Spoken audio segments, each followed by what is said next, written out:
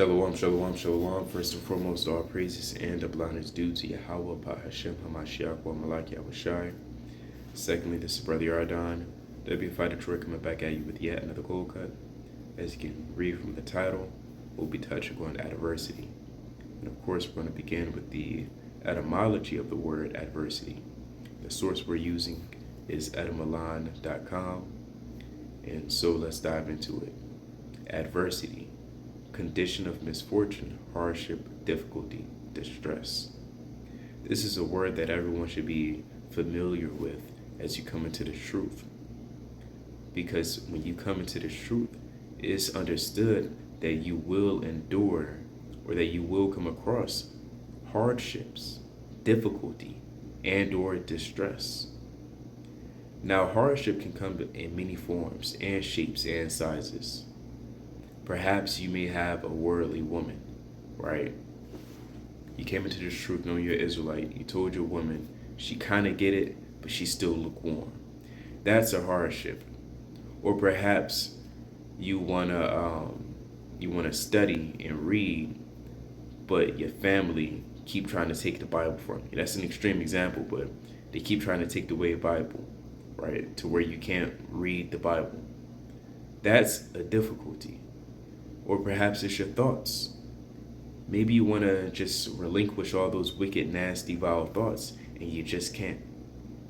That is what you call adversity, right? However, although it's difficult, no one said it would be easy. Although it's difficult, the Lord still has an expectation of you.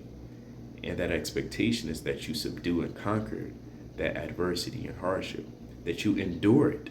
That's another important key word, that you endure. Let's pull up that word endure.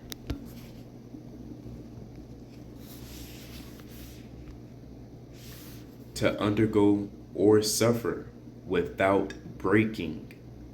How long can you endure dealing with bad thoughts without breaking completely? Because as long as we're in this flesh, as long as we're in this body, this physical tabernacle, I mean, we're going to fall short. Best believe it. You're going to think that one thought that you wish you didn't think it, right? You're going to say that one word that you wish that you didn't say, right? You're going to be looking at that one woman. You're going to be wishing that you didn't look at her, but you did, right? That's suffering, right? Because you're subject to this flesh, and this flesh is weak and is vile and is corrupt. But again, no one said it was be easy. Nobody said on God's green earth, this is an easy cakewalk and it's sunshine and dandelions and rainbows and flowers and chili dogs. No, this is very hard, right? That's why, again, it's important to understand the word endure, to undergo or suffer, but without breaking. And some people in the world, they may have a breaking point. Right? We don't know what that means. In the truth, you're not supposed to know what it means to have a breaking point, because you're supposed to endure until the kingdom comes. You're supposed to be long suffering, right? You're supposed to endure that adversity, that hardship, difficulty, and distress, right? And again, that hardship, difficulty, and distress can come in many shapes, forms, sizes, colors. It can come in a lot of things. Perhaps you may be plagued with nightmares, right? You can't just fall out the truth because you have nightmares. You got to endure, and in the process of enduring, you have to pray to the Most High. You have to keep the commandments. You have to continue to perform that which is right before the Most High God. It reads in Sirach chapter 2, verse 1, My son, if thou come to serve the Lord, prepare thy soul for temptation. Set thy heart aright and constantly endure. So even the Bible is telling you to undergo thy hardship, and make not haste in the time of trouble. Cleave unto him, and depart not away, that thou mayest be increased at thy last end. Whatsoever is brought upon thee, take cheerfully and be patient when thou art changed to a lower state. And that's beautiful. That's well said. This is a wise saying. I want to land me back off that with Sirach chapter 11, verse 14. Prosperity and adversity, life and death, poverty and riches come of the Lord. So all things come of the Lord. And it tells you something similar in James 4 and 1. Right? From whence comes wars amongst your members. Right? On one level, your members may be your tongue, your eyes, your ears. Right? Perhaps you may fall into the spirit of gossiping. Right?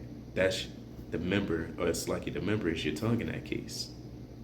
And you're trying to tame that tongue, but you're having difficulty. You're just always saying something slick, or you just want to spread the latest news. Right? That's a gossip demon. And you have to endure.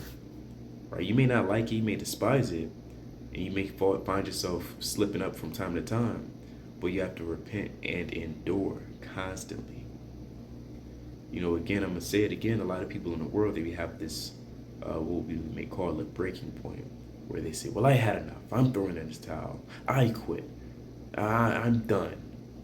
That's not being what you call resilient. Resilient means you're hard to be broken.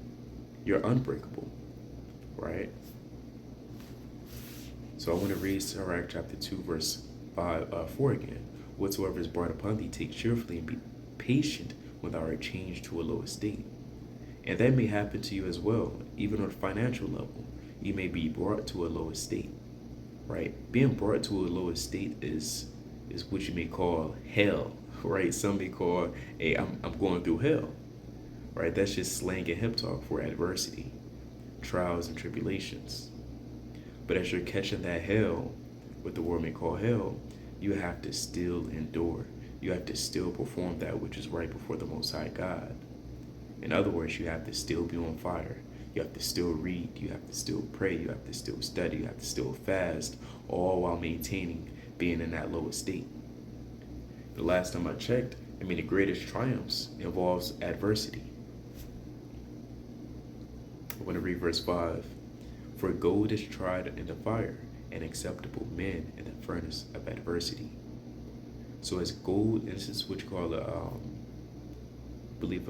for gold, a metaphor, right?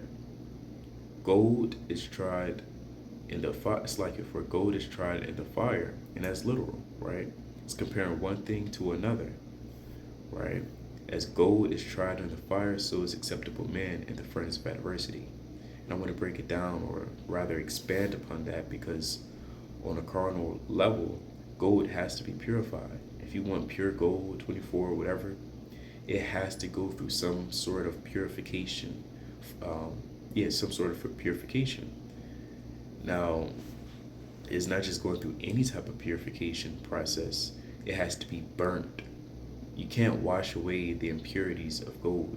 You can't use bleach or base acid to get away the impurities of gold. You have to actually burn it.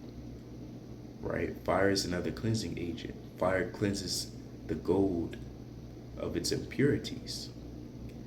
Right? And it's comparing gold as men. Right? Because each man and woman as well, when you find yourself into this truth, you are as gold. But if you want to become that perfect, refined gold, you must endure and go through that furnace. You have to.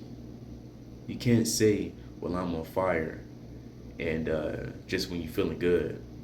No, when you're really going through adversity, that's when you really say, hey, I'm on fire and I'm enduring, right? Threw some humor in there, but in all seriousness, when you are going through the fire, like the actual hell, or being brought to a lower state, whatever type of adversity you may be going through, you still have to believe in the Most High and trust in Him, and realize that that's for your benefit, so that you can become a greater person than you was prior to you entering into that fire. But with that, I yield. I didn't intend for this to be an hour-long breakdown, just a quick cold cut, so Israel can have it in the front of their mind to constantly endure. But with that, I'm going to bid Israel Shalom.